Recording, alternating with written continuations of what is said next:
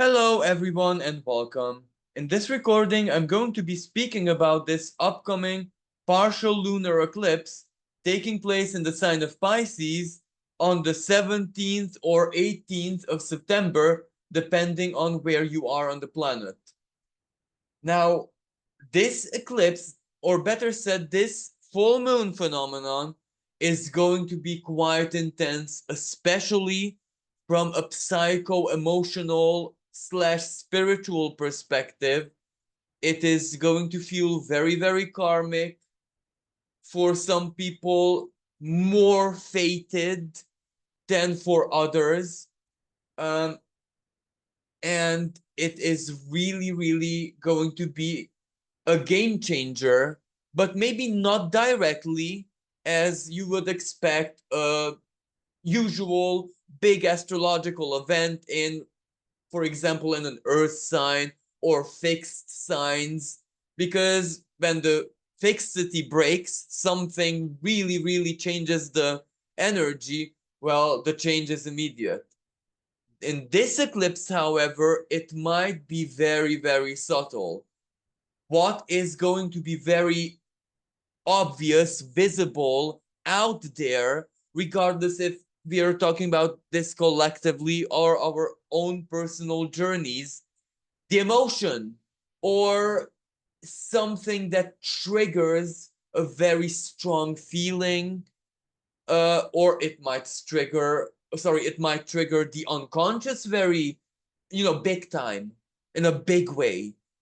So that immediately is going to influence our everyday normality, even for a short term. But imagine if something big is unfolding, like let me give you certain uh, expressions that we can expect because they might be very, very common. Well, Pisces, because Pisces is where the moon, and the moon in an eclipse, a lunar eclipse, also full moon, is the star of the show, even if other planets are very active or it is a complex phenomenon where many things speak with the moon, etc. And in this particular eclipse, other planets does speak. Other planets do speak quite numerously, but we'll get to that later on. First, the basic understanding of what we can expect from this. So, the moon, right? Emotion. But this is an eclipse, so emotion, but it's very fated. It is a north node eclipse because the moon is very close to the north node. Let me just immediately highlight this for you. North node being at 6 degrees of Aries, where the full moon takes place at 25 degrees of Pisces, Virgo axis. So the sun illuminating it from the very same degree, from the opposite signs of Virgo in this case. And as we can see, between the moon and the north node, the eclipse power is Neptune. Neptune retrograde at 28 degrees of Pisces. So this Neptune is this, not just the element of faith, not just the element that we will interpret something psycho-emotional or from the past, or something more spiritual, or an altered state of consciousness, etc., from a totally different lens and perspective, because the full moon illuminates something. This may be an aspect of big truth, of big revelation. This can also be a big secret coming out. This can also be where something, fated of course, closes a big chapter of the past, a big karmic chapter, but in emotion more than anything. So when we, from that moment onward, will feel very, very differently about whatever this may be, past event, trauma, something internal, connection with family, etc., etc., we will feel so differently that we have done before. But this can also be an ending aspect. And Neptune, again, being very strongly part of this energy, in a literal sense, mixed into this energy, because mixed, it's sandwiched between the North Node and the Moon, so it's like a mix, you know, where, let's say, one element is the binding of the other two. And this binding, like the glue, a glue component in a mixture, let's say. Like, for example, when we put eggs in pancake mixture, or when we want to make meatballs, well, amongst many other things, the eggs is the glue, you know? That's what will hold the mixture together. And Neptune is very much needed here, because the North Node, okay, it's in Aries, right? It's very, very different than in any way, shape, and form than the realm of Pisces. Aries is the first breath, the survival, what we need to do, achieve. It's a very immediate energy. Pisces, on the other hand, the distant past, sometimes it's the type of past which directly has nothing to do with our incarnation.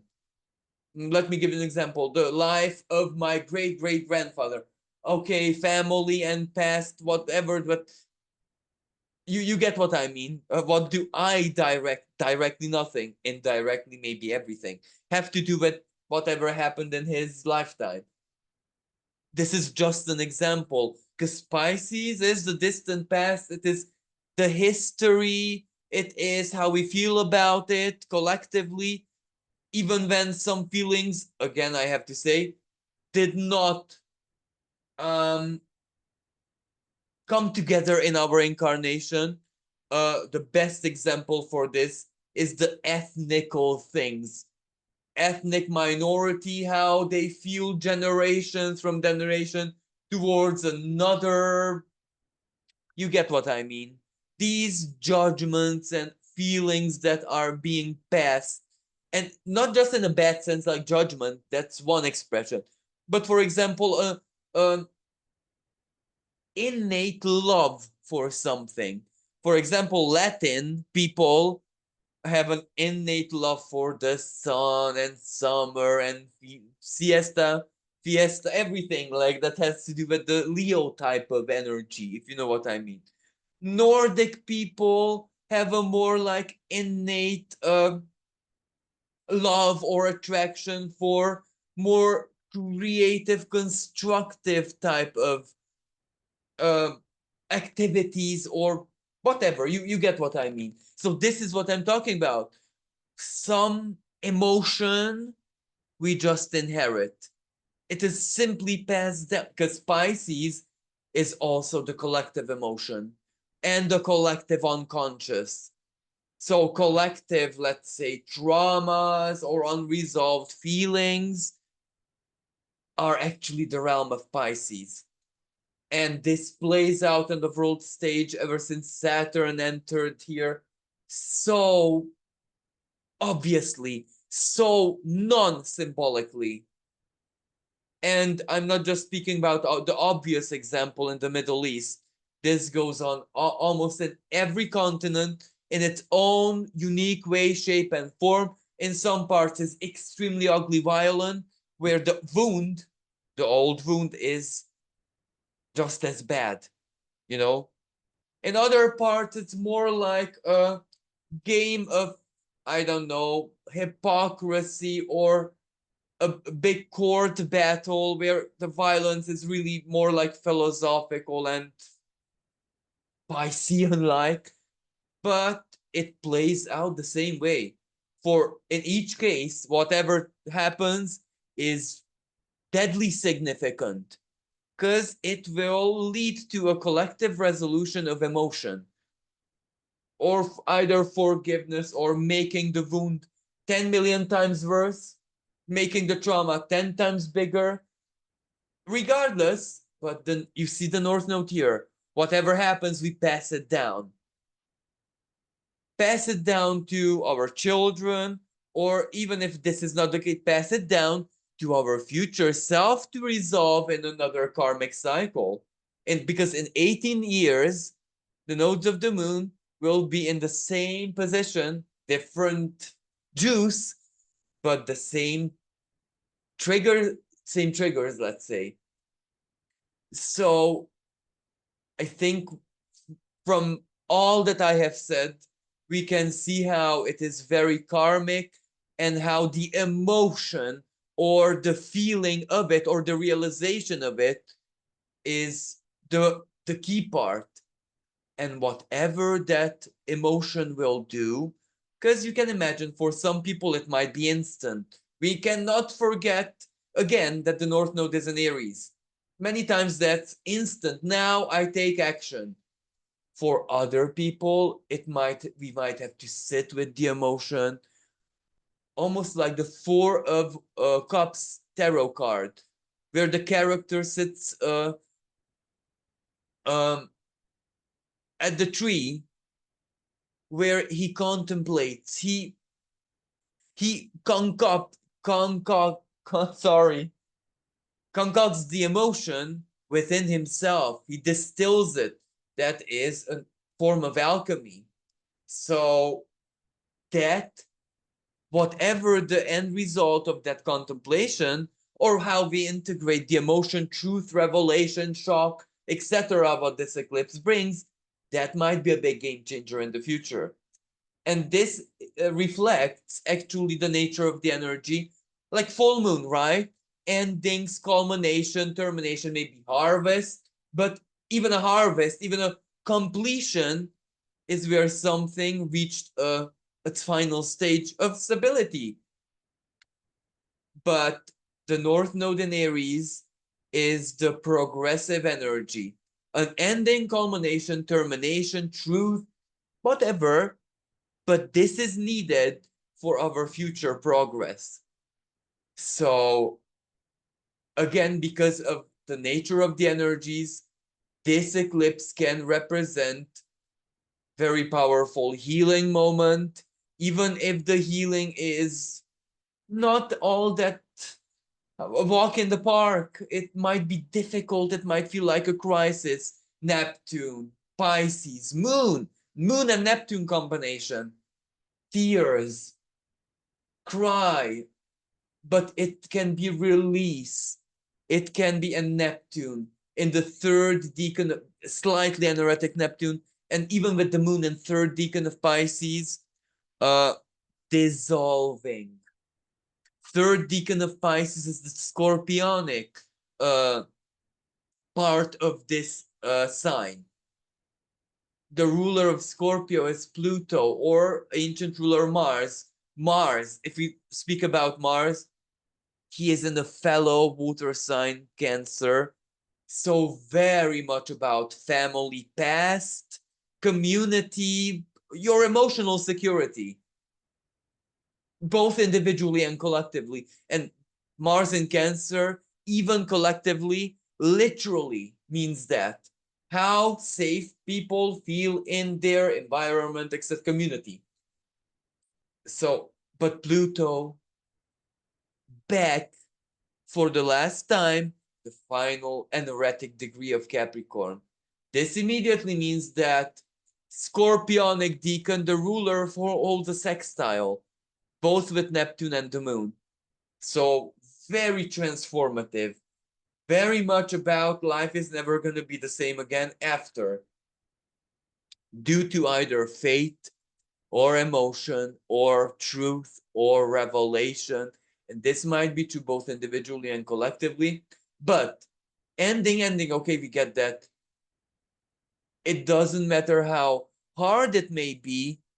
And I'm so sorry to say this, but we can't ignore that the ancients always considered any eclipse, solar, lunar, the same. That yes, it is important, fated, but it comes as a crisis. It comes as darkness. It comes as when we, living in an earthly plane, it's that time of the year when we have to kind of face that which we usually don't look at or don't like to look at. or don't want to look at. Consequences of our actions, both individually and collectively. The ancients knew that. And also, not every culture was sky oriented. Certain cultures were more like earth oriented, so their astrological system was either non-existent or something very, very rudimentary, where it's just the sun and moon and maybe I don't know what kind of big star. That's it. For even those cultures who were not sky oriented, eclipses meant something, because, and especially for them, total eclipses, when the darkness really covered the luminary, regardless if it's moon or sun. So, again, I'm saying this because it will feel intense. Maybe it will be tears of forgiveness, something so beautiful, something so divine, so life-changing, but still tears, it's still this eclipse, if we necessarily want to include the galactic center, holds a kind of grand cross. So of course it's tense, but tears of forgiveness, that's really something blissful for the long term. Or acceptance, or accepting loss, coming to terms with loss, the end of a dream, the end of an illusion, the end of, and when I say illusion, I don't necessarily mean I lived in this delusion for the past 20 years because my husband, whatever. Yes, it can be that for some people. They will see the hard truth, but they will also see that you must leave the marriage now, and that is liberate. But for other people, this is not the bad kind of illusion, because in life, everything, absolutely everything, is to a certain degree an illusion. Even the most concrete, even one's career, a part of that is always an illusion, because it is the subjectiveness of how that person lives it. There cannot be a devoted, passionate, really committed grandmaster professional, even if that is fated, without the person's immersion, which is an illusion. Why? Because life really isn't about that. If we think about, if I necessarily want to use astrology, Taurus, Scorpio axis, well, life is not about the immersion into something which is very optional, even if it's fated. Life sometimes is also about just being under the sky, just being, just living, just being totally powerless, or other times, I don't know, being just a consumer of life, just the field mouse who enjoys the autumn harvest. Sometimes, other times, we are Hercules, the hero in some kind of big story, that both illusions, right? So this is what I'm talking about. An illusion ends. And that might not be easy, because sometimes it is the very juice that keeps a career, a marriage, a journey, a path, or one's identity going. When the illusion, when the dream, when the magic, when the personal immersion, when that catharsis is no longer there, well, time for change. Then you know that change will follow, guaranteed, when the illusion, delusion, or the dream, or the victimization. Because this full moon, this super full moon, partial lunar eclipse, will definitely end the victimization, where it is about the martyr, Pisces, third decan of Pisces, but it is also about the self-made martyr. So, and the two are not the same really. One is the dark side of Pisces, the other is the idealistically good side of Pisces. Neither is a good idea. Neither is balanced. Neither is what earthly incarnation should be about. So when we have the sign of Pisces, usually the middle path with a lot of understanding and compromises is the ideal, because we want to embody something that is ultimately just fantasy spirit, just an elevated emotion or a big thought, but we have to find it a harmonious earthly way. And this is how it involves all the other immutable signs. Gemini, the correct way to perceive it. Virgo, the correct modus operandi. And then Sagittarius, this is how we do it in the earthly plane. So all of the mutable signs do need to work together in order to give something the best possible meaning and embodiment. So long story short, sorry about this. Let's analyze the this eclipse from a more technical perspective. And I wanted to include the asteroids, planetoids, trans-Neptunian objects, which are my favorite astrological tool. But when I looked at it, everything, especially some trans-Neptunian objects which are way too new, is immersed into something. And that would complicate this so very much that I decided to keep it simple, because even the simple, the moon holds conversations, the sun holds conversations. There are certain aspects here. It's complicated as it is. The simple is complicated enough. But without going into any detail, I just want to mention this. Certain trans-Neptunian objects / asteroids that converse here and are part of the full moon do symbolize either beasts, beast men, or ancient primordial uncontrollable monstrosities. This immediately says that this eclipse either might trigger our bestial strength, something deeply instinctual, the inner animal, or a great unconscious power from deep within us, or it might end something that had way too much power over, like an addiction. Pisces, addiction, eclipse, ending of. For some people, this means the end of years of addiction. And I don't necessarily want to say alcohol or substances, relationship, false spiritual journey, false career.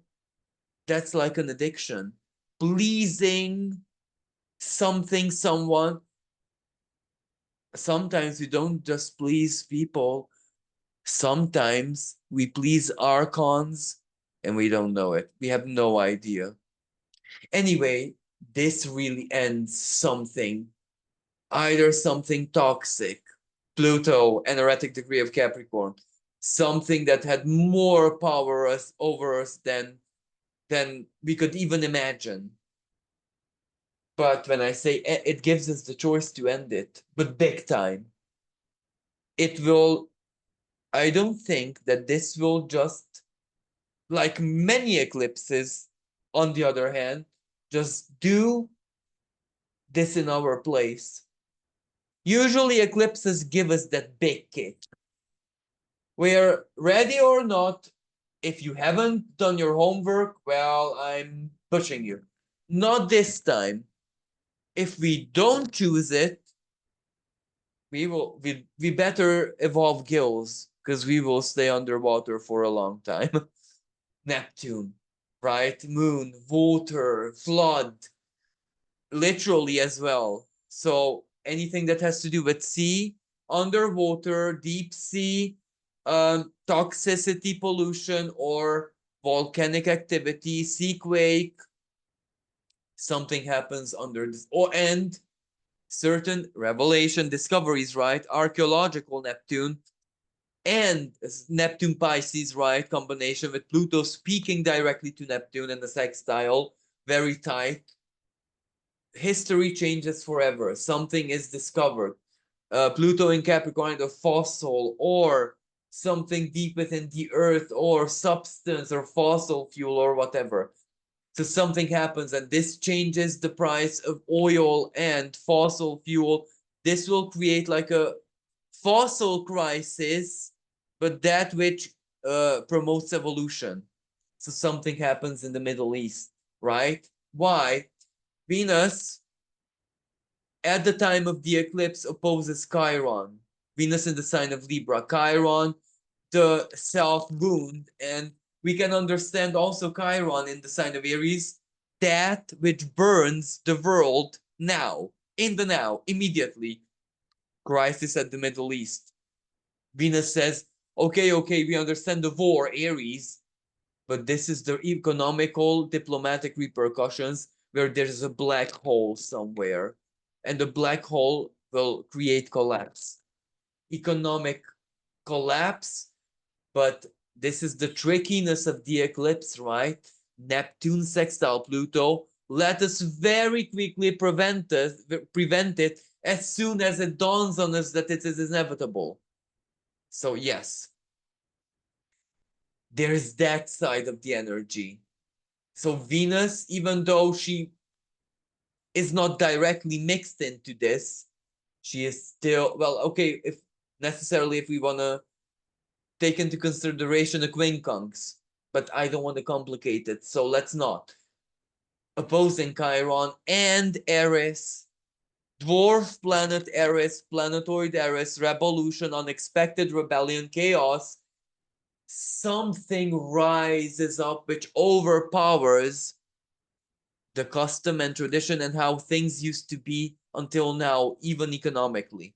So we understand that part. And it something is built on the past, the distant past. We understand that. Now, remember, if you've been following my horoscopes, the grand sextile Pluto, Uranus, Neptune. Pluto and Uranus hold a trine. Neptune sextiles both of these planets. So Neptune sextiles are pointing at Neptune, the spirit, right? Our most subjective truth, what we want to believe, what we give the power of our truth and believe onto willingly, optionally, not forced. Now, if that is aligned with the spirit, the divine, etc., the Christ consciousness, the spirit of communion, well, that automatically guarantees us that we do something right with our energy. But it doesn't necessarily have to be that very spiritual. A dream, a big personal truth, something that we want to accomplish, our own goodwill expressed somehow, etc., a value within us, a talent. So this eclipse activates this grand sextile big time. Power of faith, power of dreams, power of alchemy, Chiron, healing. A big moment of healing when Neptune, it can dissolve the filth, the shame, the guilt, the trauma, the hatred, that which we couldn't forgive, that which we couldn't process, that which we couldn't basically get past. whatever that is, the emotion of it, the feeling of it. This gives us the chance. It may not be easy. Again, the ancients always saw an eclipse as a moment of crisis. It may be some kind of crisis, may have some kind of intensity, but it is very, very powerful. That it can really, especially if we choose it, take us to the other side of the big wall that we couldn't overcome in many years or perhaps all of our lives. Um,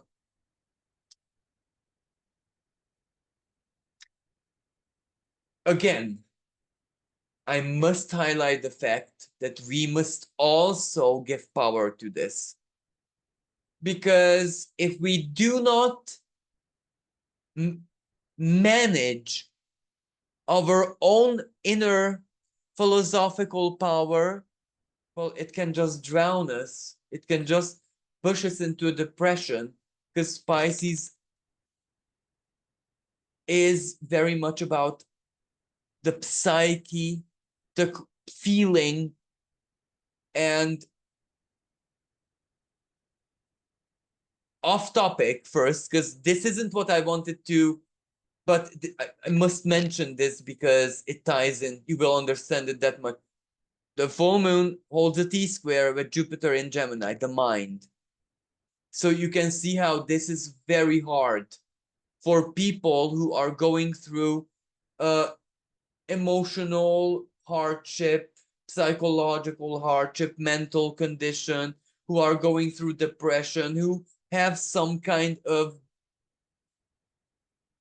mental weakness, for example, ADHD, or so this energy is going to be difficult for vulnerable people unless you do everything in your power to transfer your power onto that elevated emotion, faith, hope that will, but one rooted in reality, one grounded, that can really, really get you there.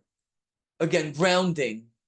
Mercury opposes Saturn quite strong, quite exactly. One 15-degree, the other 14. What does this mean? Again, the reality check. We are grounded in reality because Mercury is in the opposite sign, the one that hosts the eclipse. So powerful reality check.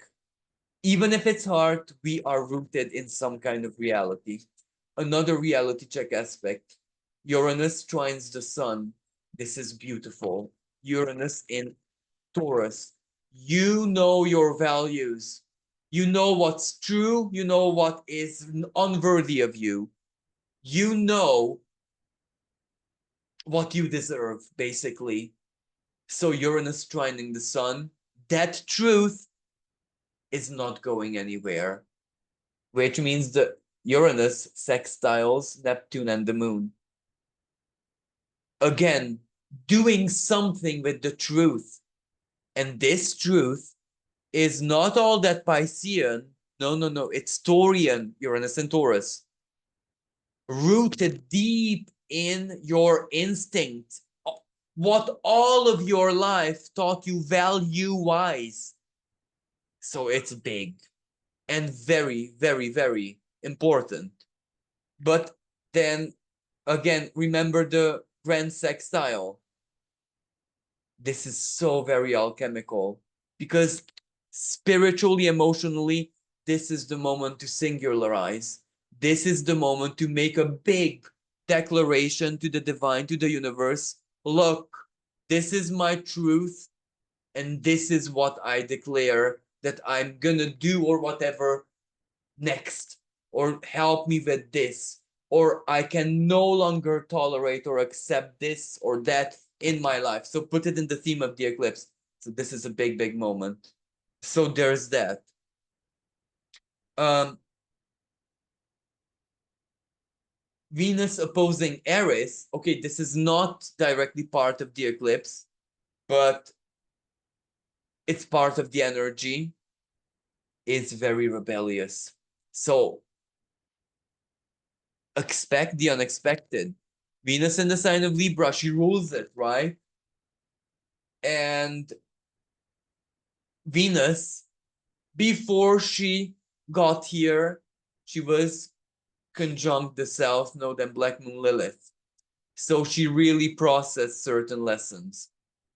And that means that Venus in the sign of Libra is very, very open right now to make totally and radically different choices than our usual, than our norm in any decision making, partnership, signing contracts, agreeing to something, one-on-one relation. So this is where even the submissive, passive, the underdog right now will behave so differently than usual. So surprise, surprise moments. And again, Jupiter, and I must highlight this, these squares, Moon, Jupiter, Sun. The square with Jupiter may not be all that much exact, but Jupiter in Gemini, expansive. The mind, the mental sphere, choices. But I do sense this as a good energy.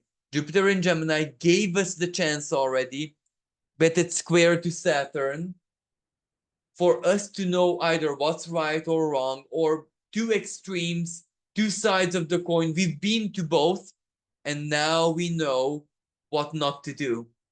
The best possible expression. But Jupiter in Gemini can also add a total different layer to this, which is not all that much personal. For example, remember when I said the Jupiter-Saturn square? Time. Time is up. We must rush. It's way too quick. It's now or never. I had enough. So a timing, a moment when it's there.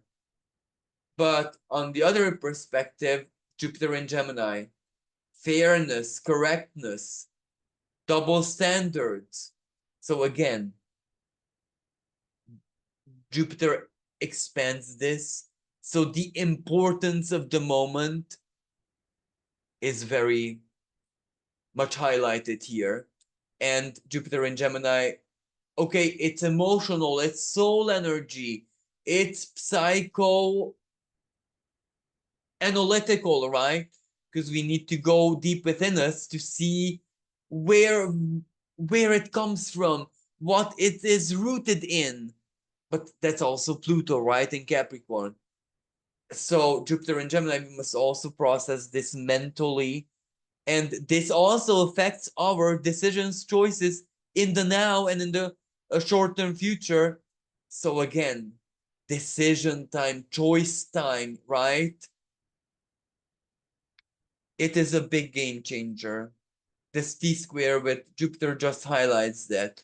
And another important aspect of this energy is that at the time of this eclipse, right, Mars is in the sign of Cancer, and we can see this, but I'll highlight it. It opposes Ceres in the sign of Capricorn.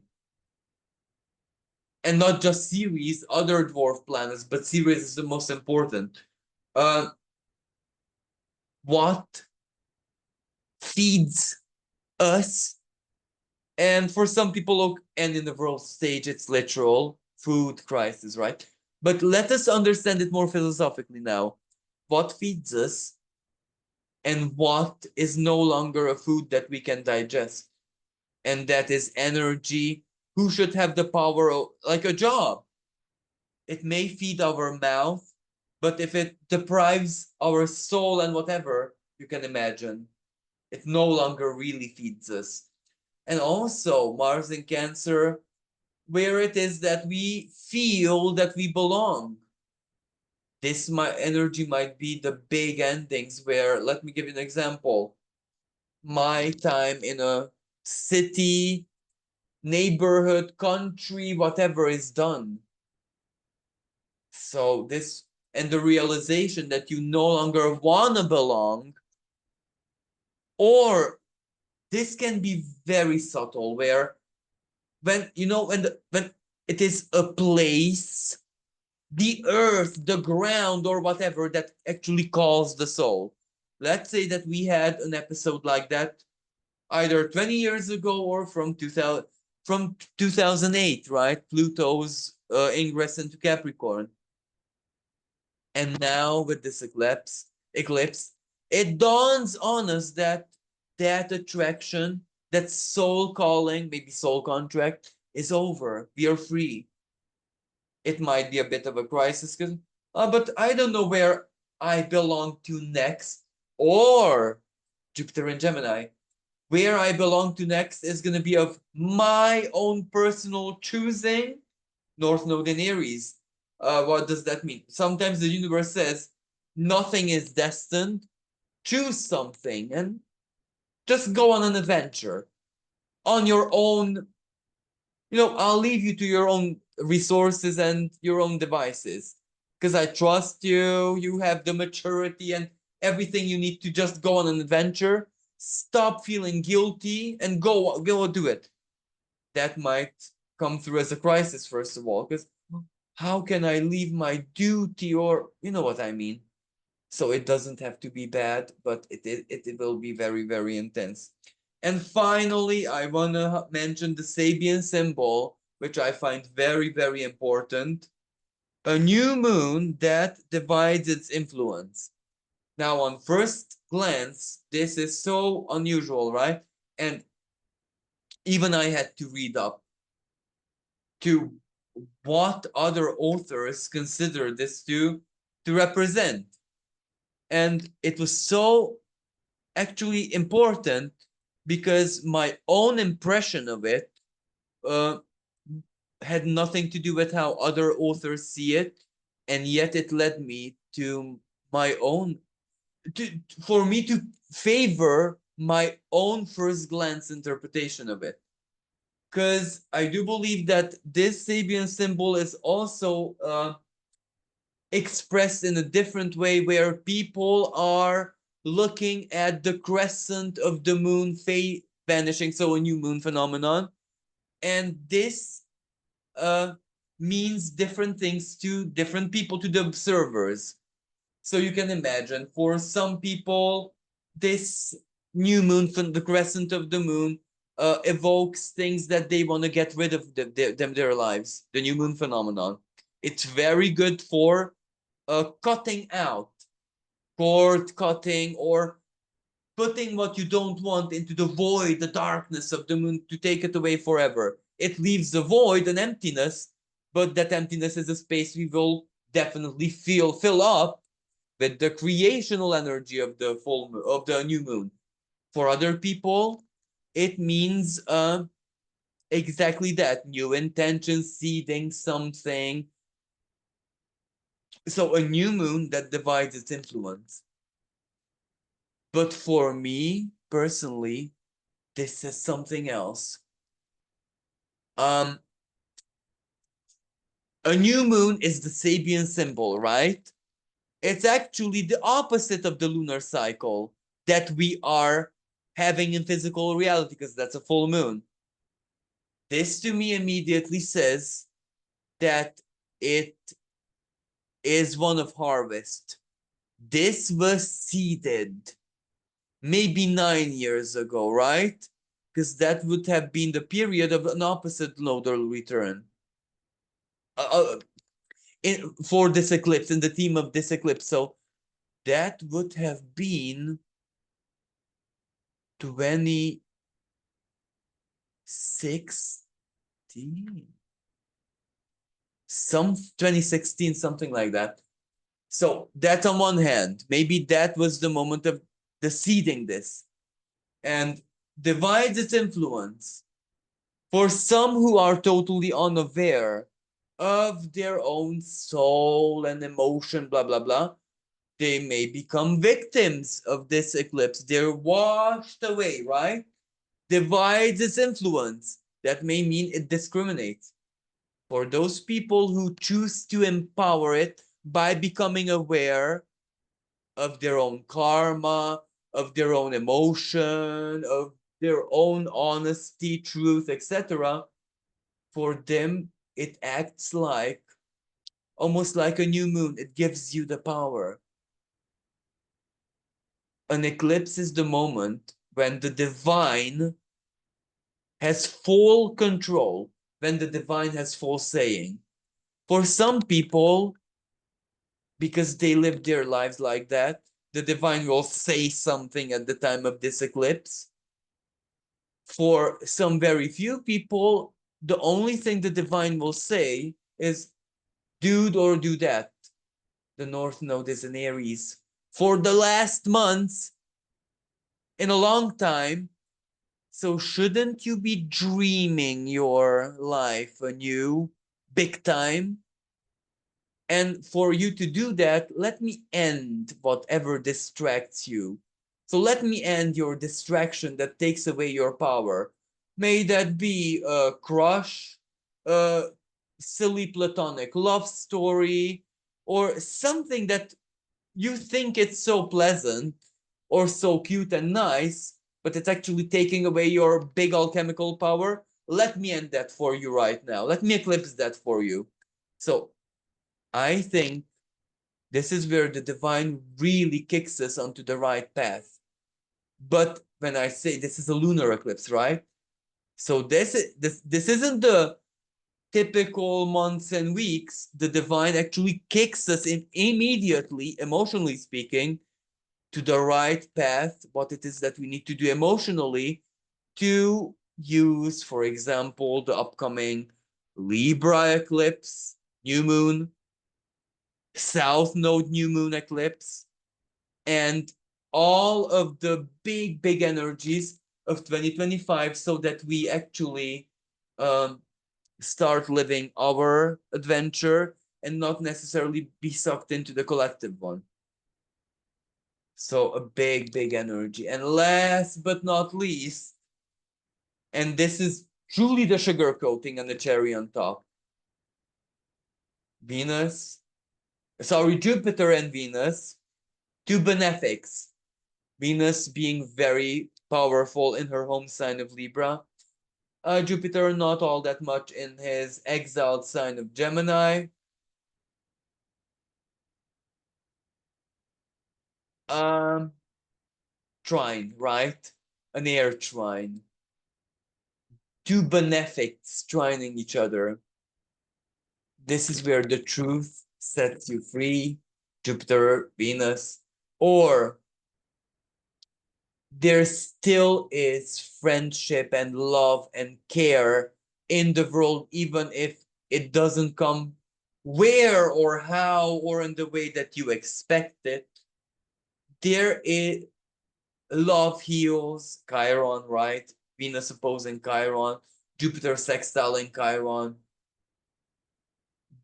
The power of love, the power of faith, not necessarily the watery type of faith here, but the airy type of faith. That is very, what is airy type of faith? The sheer philosophy of it, the sheer thought of it, the beauty of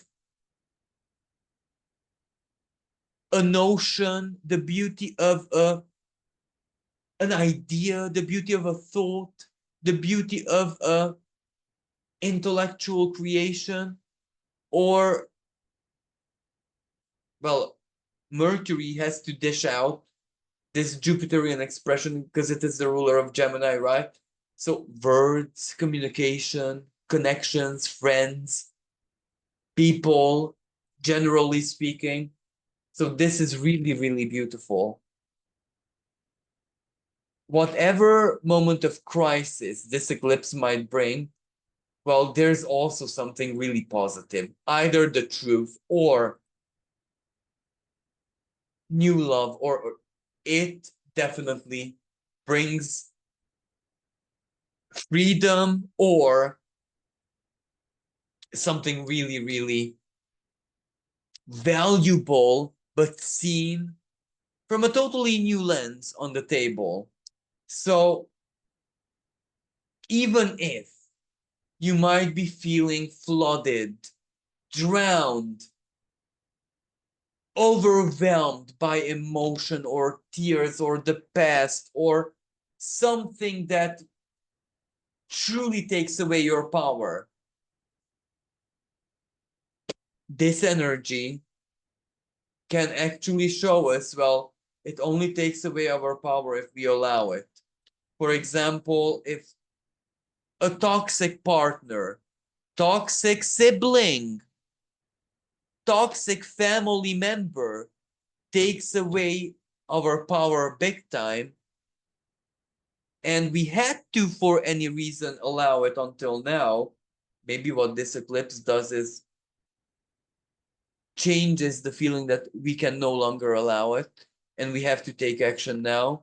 And that action is, of course, leaving, or hard and like a crisis and overwhelming. But once we made the choice, our power is instantly restored, right? Even if it's so hard, and even if this in the past, for very concrete, safe, sound reason, was impossible.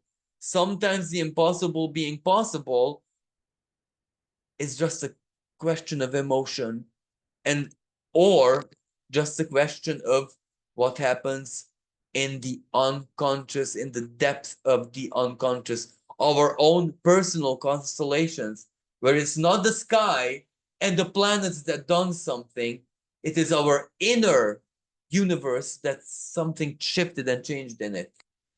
And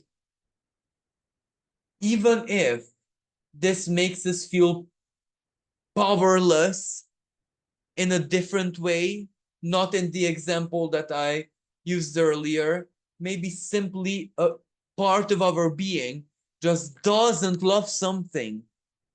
You cannot work 9 to 5 job, even if you studied for that, even if that would save your life, even if that would make you rich. You cannot work 9 to 5 job, and you come to this realization, you cry it out and accept it. That would save your life, right? In a symbolic way. That would make you more than decent. It would get you the home, the car, the this, that. But something inside you, your psyche, your soul says, I will not accept that no matter. Powerless, yet that powerlessness gives you back your power because you cross that off the list. Everything else alternative is now more of a choice than this ever was, okay? Or in a different expression, spiritually speaking, you serve that archon all your waking life, the contract ends. And you see that archon, and this is not necessarily that in a deceptive way where I gave my soul over to this demon or the devil or whatever, just an archon, right? Let's put it in a positive context even. This saint, I'm no longer the person who can connect to this spiritual source. End of that, beginning of what? A new spiritual journey to find my next connection in the higher realms. There you go. This religion, I changed so much, it no longer resonates. I learned from it. It was a beautiful part of my life. Next. This can be either doom and gloom, big catastrophe, or something very light. Because the next, it can be flowy. Or this can end the supernatural. This is the type of eclipse and energy that can really end that curse. That, of course, these are much more rare than we think.